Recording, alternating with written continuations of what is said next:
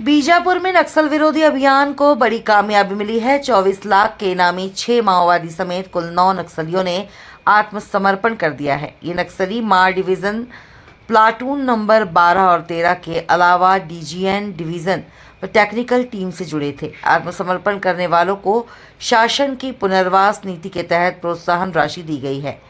ASP ops Ravindra Meena ने जानकारी दी। बीजापुर में माओवादी नेटवर्क को एक और बड़ा झटका लगा है। नक्सल विरोधी अभियान के तहत सुरक्षा बलों की दबिश और पुनर्वास नीति के असर से 24 लाख के इनामी 6 माओवादी समेत 9 नक्सलियों ने आत्मसमर्पण कर दिया है। इनमें शामिल है 8 लाख का इनामी कंपनी नंबर 01 का सदस्य बक्सू ओयाम, 5-5 लाख के इनामी एसीएम बुधराम पोटाम और हिडमा उर्फ हिरिया, टेक्निकल टीम और भूमकाल मिलिशिया के अन्य सक्रिय सदस्य। इन सभी ने पुलिस के सामने हथियार डाले और अब पुनर्वास से पुनर्जीवन की राह पर हैं। बीजापुर में इस वर्ष अब तक 277 नक्सलियों ने सरेंडर किया, 310 गिरफ्तार हुए, 131 मुठभेड़ में मारे गए। शांति और विकास की ओर बढ़ता बीजापुर, जहां बंदूक नहीं भविष्य की उम्मीदें बोई जा रही है। छत्तीसगढ़ सरकार और भारत सरकार की मंशानुरूप नक्सल उन्मूलन हेतु नक्सल विरोधी अभियान लगातार चलाए जा रहे हैं, जिसमें जिला बल, डीआरजी, एसटीएफ, सीआरपीएफ और कोबरा के साथ संयुक्त अभियान चलाए जा रहे हैं। इसी के साथ साथ शासन की पुनर्वास और आत्मसमर्पण की नीति के चलते माओवादी भी प्रभावित होकर आत्मसमर्पण कर रहे हैं। इसी क्रम पे आज हमारे समक्ष 9 माओवादी आत्मसमर्पित किए हैं, जिसमें 3 एसीएम रैंक के साथ साथ 6 इनामी माओवादी हैं तथा इनमें एक महिला माओवादी भी है। इस आत्मसमर्पण और पुनर्वास के चलते जनवरी 2025 से अब तक इनको मिला के 277 माओवादी आत्मसमर्पित कर चुके हैं। इससे साफ जाहिर है कि माओवादियों की जो भ्रामक विचारधारा थी उसको लोग त्याग करके समाज की मुख्य धारा में शामिल होने के लिए तैयार हैं। इसी तरह मेरा अन्य माओवादियों से भी ये अपील होगा कि वो सरकार की जो आत्मसमर्पण और पुनर्वास की नीति का फ़ायदा लेते हुए नक्सलियों की भ्रामक विचारधारा को त्याग के समाज की मुख्य धारा में शामिल हों और अपने जीवन में सकारात्मक परिवर्तन लाते हुए सरकार की जो भी विकास योजनाएं हैं उनका लाभ उठाएं।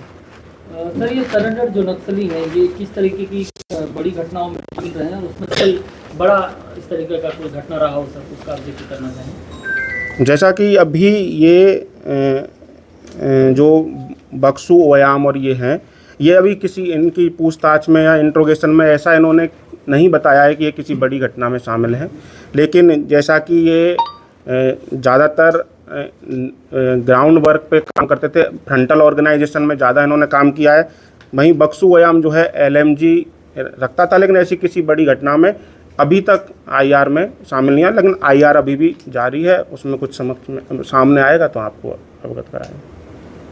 शासन और भारत सरकार की मंशानुरूप नक्सल विरोधी अभियान लगातार जारी है, जिसमें अपना जिला बल के साथ डीआरजी, एसटीएफ, सीआरपीएफ और कोबरा के साथ संयुक्त अभियान लगातार किए जा रहे हैं। इसी के साथ सरकार की आत्मसमर्पण और पुनर्वास की नीति और नियत निलदार योजना के प्रभाव से लोग लगातार प्रभावित होकर आत्मसमर्पण कर रहे हैं।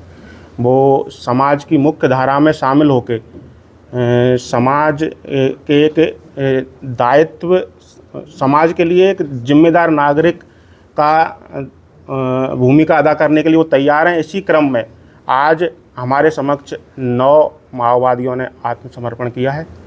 इसमें 3 एसीएम रैंक